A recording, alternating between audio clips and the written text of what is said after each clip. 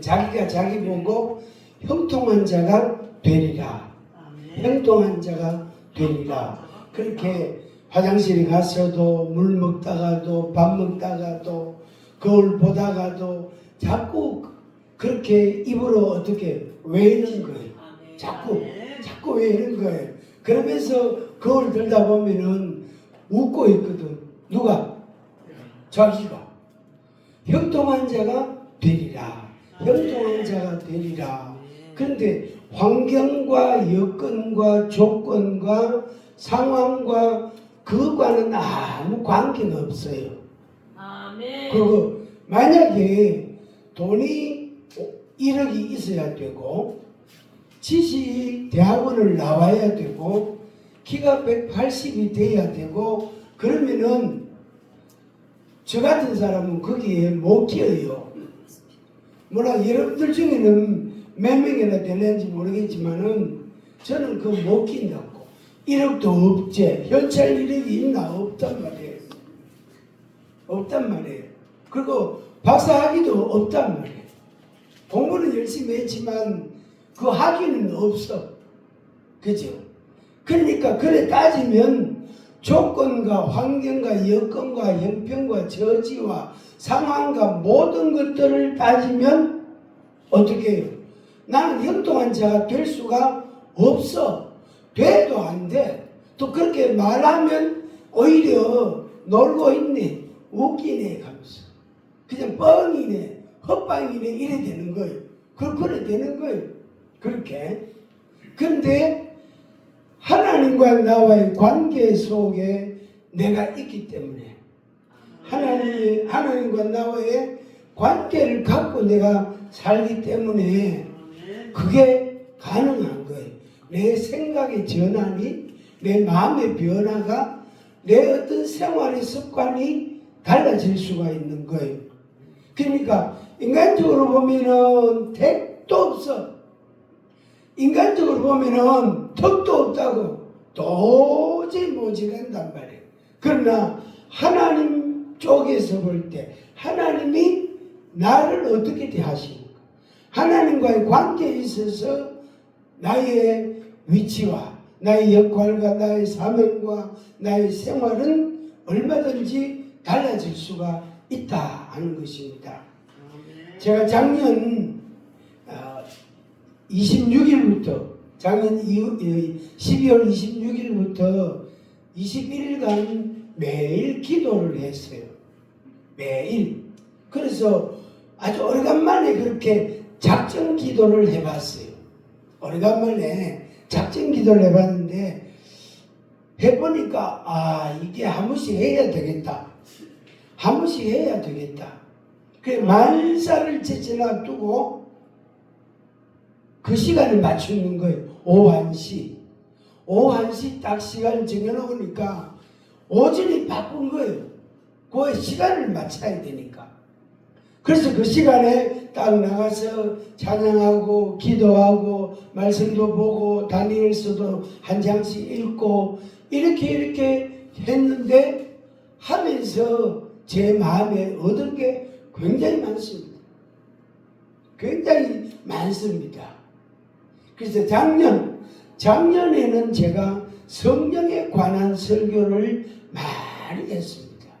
생각이 마음이 자꾸 성령의 역사, 본능, 성령의 은사, 성령의 인도하심이 성령과 관련된 이야기가 많이 나오는 거예요. 생각도 그런 생각을 많이 했어요. 근데 올 그 기도회 하면서 12월 딱 넘어가면서 새 주제를 10편 23편 1절을 딱 정했습니다. 여호와는 나의 목자시다. 내게 부족함이 없으리라. 아멘. 내게 부족함이 없으리라. 근데 그 앞에 말 여호와는 나의 목자시다. 그걸 내가 인정해야 돼. 다른 사람이 인정해 주는 게 아니에요. 여호와께서 당신의 목자십니다. 여호와께서 당신의 목자십니다. 소용없어. 자기 마음에 여호와는 나의 목자시다. 여호와는 나의 목자시다. 라고 고백을 딱 하니까 그 고백이 딱 나오니까 그 다음에 뭐가 따라 나오지요? 그 다음에 따라 나오는 말, 내게 부족함이 없으리라. 누구에게? 나에게. 한번 해봐요. 여호와는 나의 목자시니 내게 부족함이 없으리라. 아멘. 아멘. 이 말씀으로 하늘을 사시기를 바랍니다. 그런데 어떤 사람은 목사님이 내 잘 사세요 이런 사람도 있어. 그래, 내 잘 살게, 당신이 헤매라, 나는 잘 살게, 이래 된단 말이에요. 당신은 당신 계획대로, 당신 생각대로, 당신 욕심대로, 당신 하고자 하는 대로 마음대로 살아라. 나는 시편 23편 1절 말씀 갖고 살 거다. 이렇게 자기가 자기를 인정하고 고백하는 게 굉장히 중요합니다. 그 다음에 2절, 3절, 4절, 5절, 6절, 그거는 그 다음 따라오는 보너스예요. 보너스. 여호와는 나의 목자시니 내게 부족함이 없으리라. 아멘. 아멘. 그 말씀을 표로 딱 삼고 나니까 마음이 억수로 여유가 있는 거예요. 마음이 여유가 굉장히 많은 거예요. 그리고 계획을 하나도 안 세하세요. 이때쯤 되면은 금년에는 뭘 하고 요렇게 하고 저렇게 하고 그런 계획들이 있었다고 어떤 때에는 1월달에는 뭐하고 2월달에 뭐하고 3월달에 뭐하고 5월달에 뭐하고 12월달에 뭐하고 그렇게 계획을 쫙 세웠어요. 계획을 쫙 세우고 그렇게 살았단 말이에요. 근데 계획대로 됩니까? 계획대로 됩니까? 여러분들 경험해본 여러분들 한번 대답 좀 해보이소. 계획대로 됩니까? 안 돼요. 되는 것도 있는 것 같은데 내 계획과 상관없이 이루어지는 일들이 많이 있습니다. 왜 이 말이 저한테는 중요한 말이냐면은 오늘 안 그래도 오면서 처음에 제가 갖고 온 말씀은 이 요셉 이야기가 아닙니다.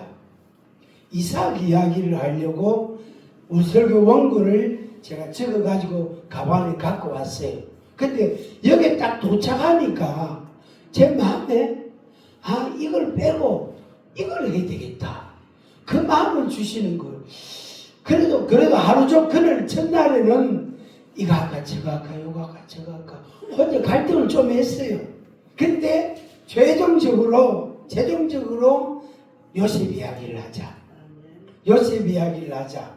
그러면서 뭐냐면 제 감정을 조금 곁들이자 하는 그런 마음이 좀 들었어요. 사실 올 때 이삭 이야기 할 때에도 내 감정 이야기를 좀 한 30%는 하리라, 70%는 성경 이야기를 하리라 이런 생각을 하고 왔거든요. 하고 왔는데 요셉 이야기를 하면은 더 이거는 저 감정 이야기하고 매우 밀접한 스토리가 됩니다. 요셉. 그래서 성경의 수많은 인물 가운데 제가 제일 많이 읽고 보고 생각하고 제일 많이 하는 게 요셉하고 다니엘이에요. 바울은 한참 뒤에요. 한 10번째, 11번째 때에 바울 사도는. 요셉하고 다니엘이에요. 이 요셉하고 다니엘의 공통점이 뭐냐면은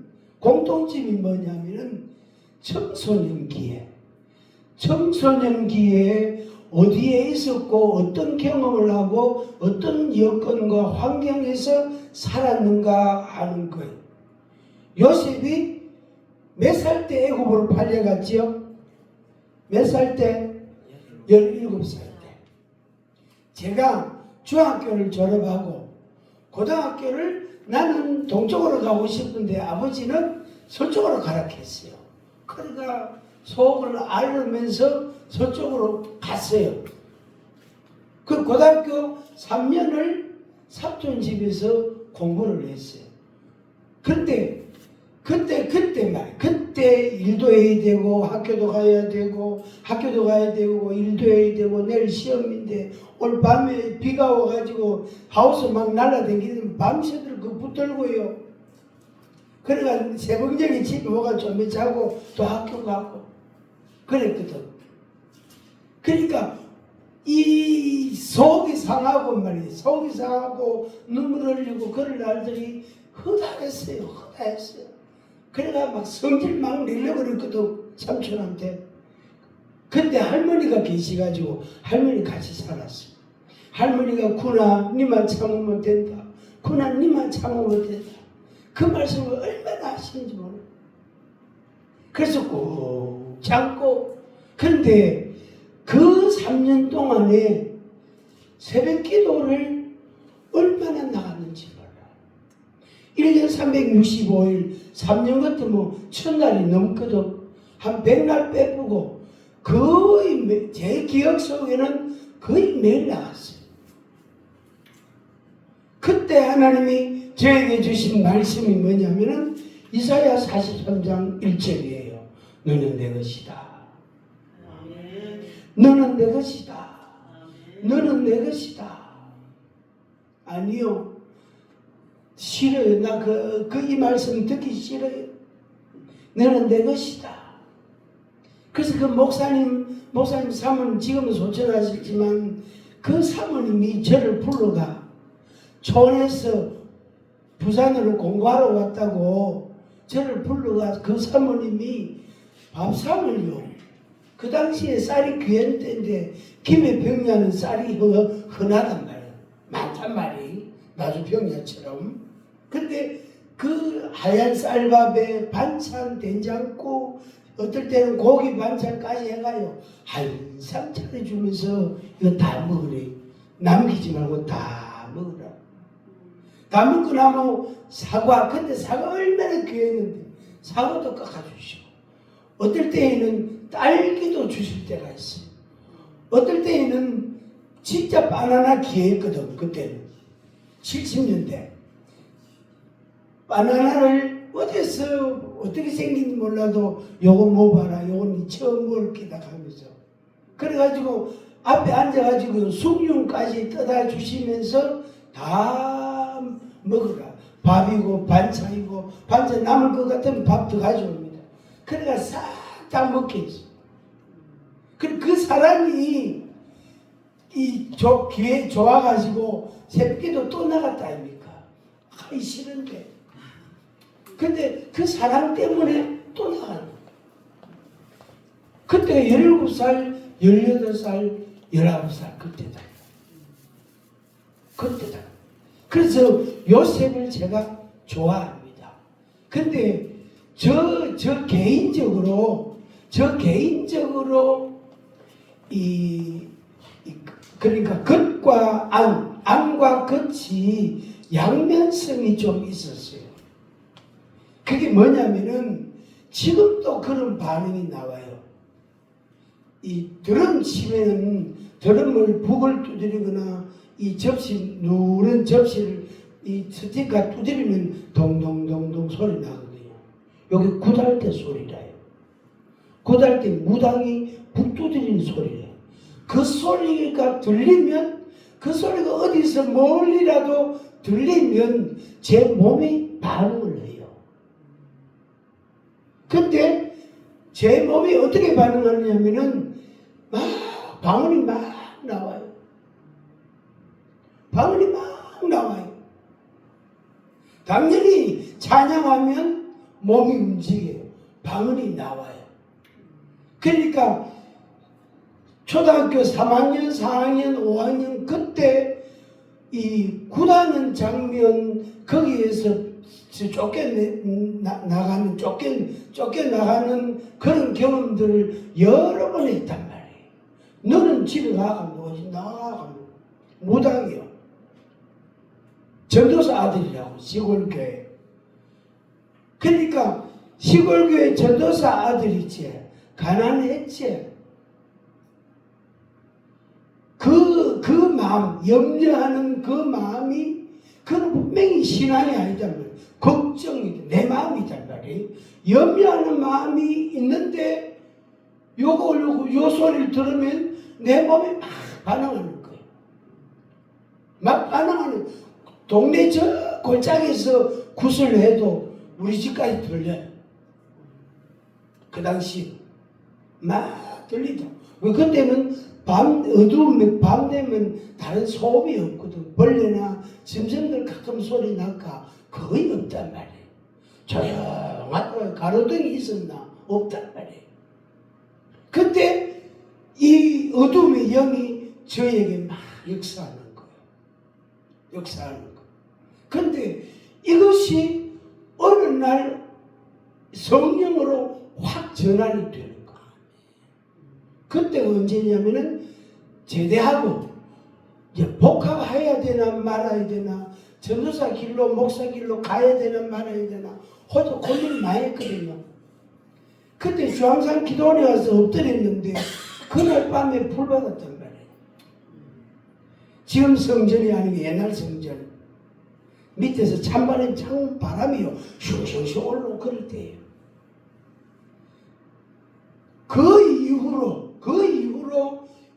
이런 소리가 들리면은 어떻게 방언이 막 나오기 시작합니다. 그러니까 제 속에는 악령과 성령 이 두 개가 계속 뭐냐 주도권 싸움하는 거예요. 주도권 싸움.